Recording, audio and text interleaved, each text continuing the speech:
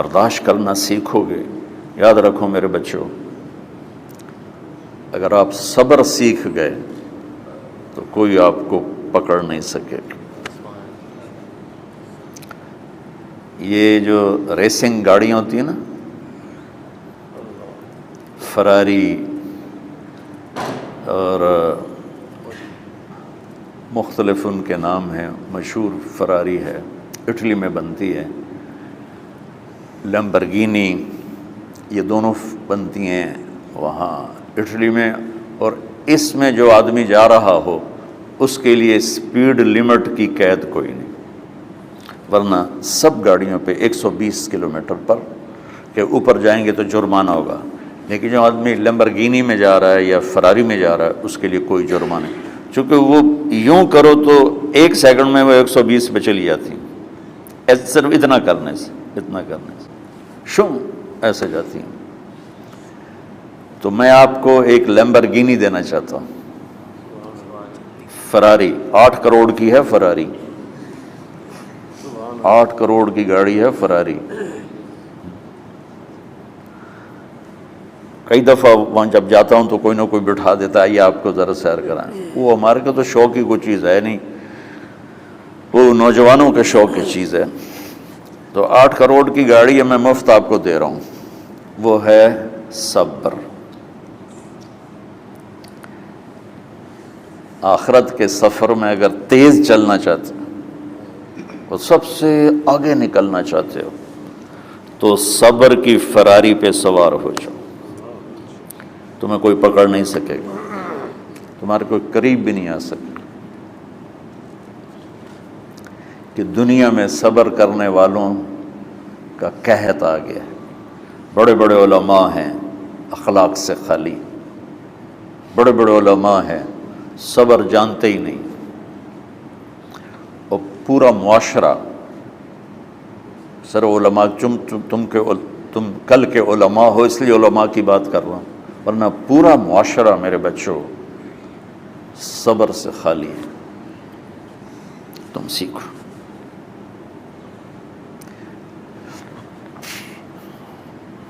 دیکھو میری ایک بات سنو، علم کی کمی ہو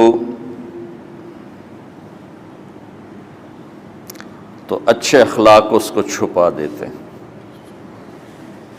اخلاق کی کمی ہو تو بڑے سے بڑا علم بھی اسے چھپا نہیں سکتے۔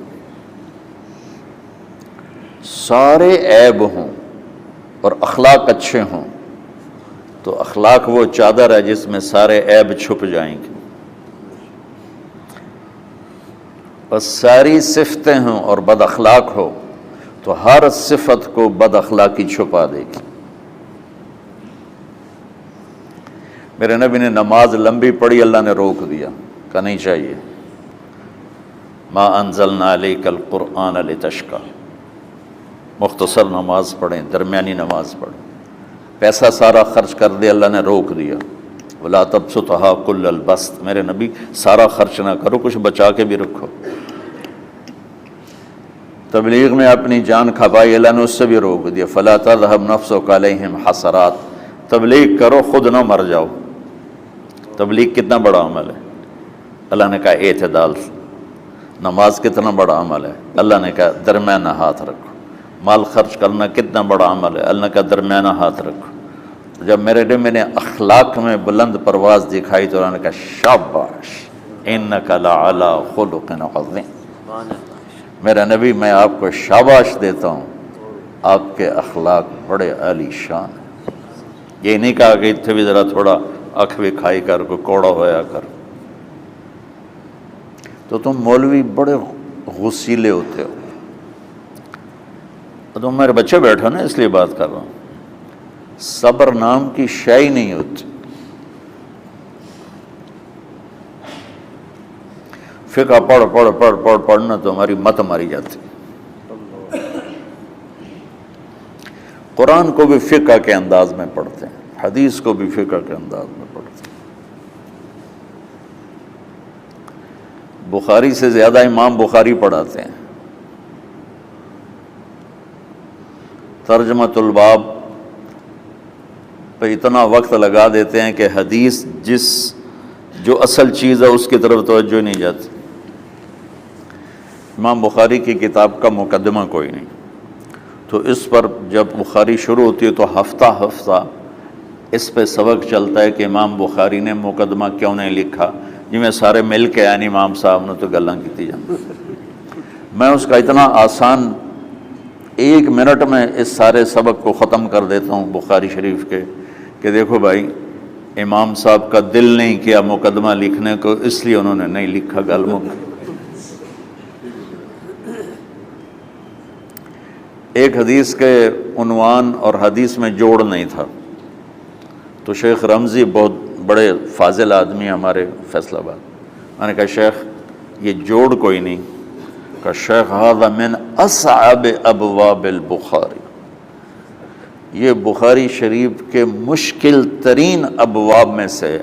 میں نے کہا بڑا آسان کام ہے، امام بخاری بھول گئے، ترجمہ کوئی اور تھا، حدیث کوئی اور لکھ دی، بھول گئے، بشر ہی تو ہیں، کیوں بچوں نو مصیبت وچ پاندے؟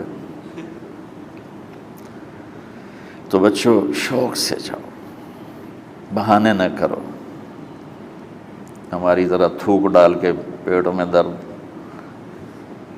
وہ شامہ پہ جان گیا پھر توڑیاں۔ ٹھیک ہے نا، میں زیادہ بول نہیں سکتا ہوں، ضروری سمجھ کے آیا تھا کہ تم خوشی سے جاؤ۔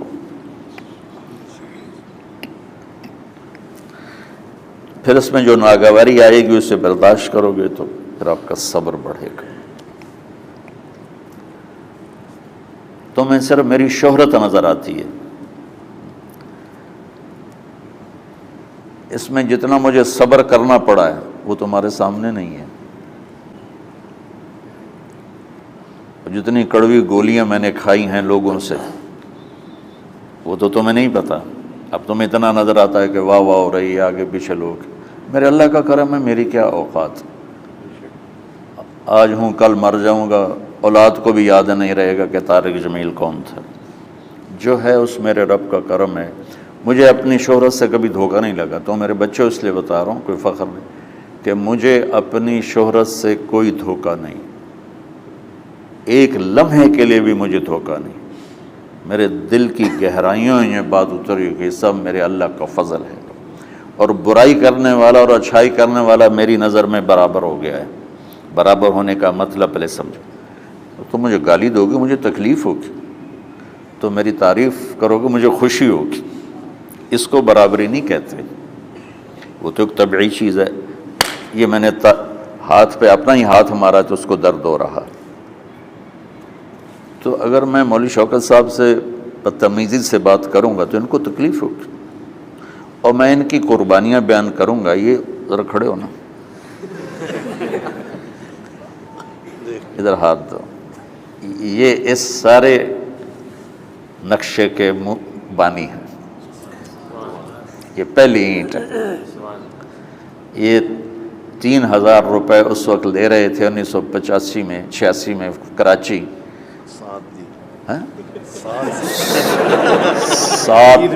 7,000 ان کی تنخواہ تھی، اور میں نے ان کو تلمبے میں بلایا 900 روپے مہینے پر۔ کتنا فرق ہے 7,000 اور 900 کا؟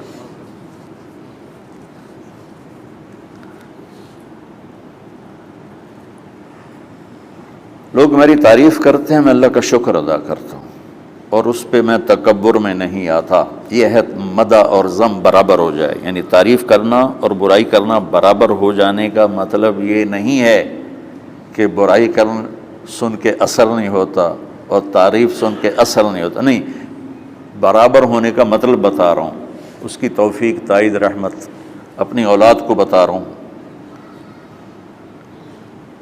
کوئی میری تعریف کرتا ہے، میں اللہ کا شکر ادا کرتا ہوں اور اپنے آپ کو بھولتا نہیں ہوں۔ کوئی میری برائی کرتا ہے تو میرے دل میں اس کے لیے کوئی منفی جذبہ نہیں پیدا ہوتا۔ یہ ہے اچھائی برائی کو برابر کر دینا۔ کہ میرے اوپر مختلف الزام لگتے ہیں تو میں ان کو پی جاتا ہوں، اور اس طرح کا معاملہ کرنے والوں سے اپنے دل کو بالکل صاف رکھتا ہوں، بالکل صاف، اور میرا ان سے معاملہ اسی طرح ہوتا ہے جیسے پھر آؤ جی اپنی وجہ سے کبھی کسی سے قطع تعلق نہیں کرتا۔ تو بچوں، صبر بہت بڑی دولت، یہ تمہاری تبلیغی زندگی میں بھی کام آئے گی، علمی زندگی میں بھی کام آئے گا، جب تم گھر والے بنو گے، شادیاں ہوں گی، اس وقت یہ کام آئے گا۔ ٹھیک ہے، اب بہانہ تو نہیں کرو گے نا، خوشی سے جاؤ گے نا؟ چلو، السلام علیکم۔